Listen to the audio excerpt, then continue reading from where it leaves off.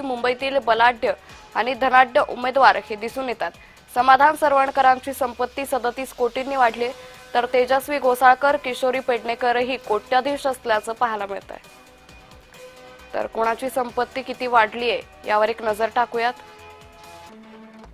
किशोरी पेडणेकर एकूण मालमत्ता 5 कोटी 26 लाख, 2017 मध्ये मालमत्ता होती 1 कोटी 61 लाख। तर श्रद्धा जाधव एकूण मालमत्ता 46 कोटी, 2024 मध्ये मालमत्ता होती 44 कोटी, एकूण वाढ एका वर्षात 2 कोटी। विशाखा राऊत एकूण मालमत्ता 21 कोटी 83 लाख, 2017 मध्ये 14 कोटी 37 लाख, एकूण वाढ 7 कोटी।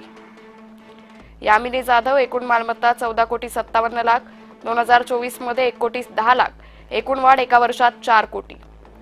तेजस्वी गोसाळकर एकूण मालमत्ता 5 कोटी, 2017 मध्ये 25 लाख, एकूण वाढ 8 वर्षात 4 कोटी 75 लाख। नील किरीट सोमय्या एकूण मालमत्ता 9 कोटी, 2017 मध्ये 1 कोटी 99 लाख, संपत्तीतील एकूण वाढ 8 वर्षात 7 कोटी।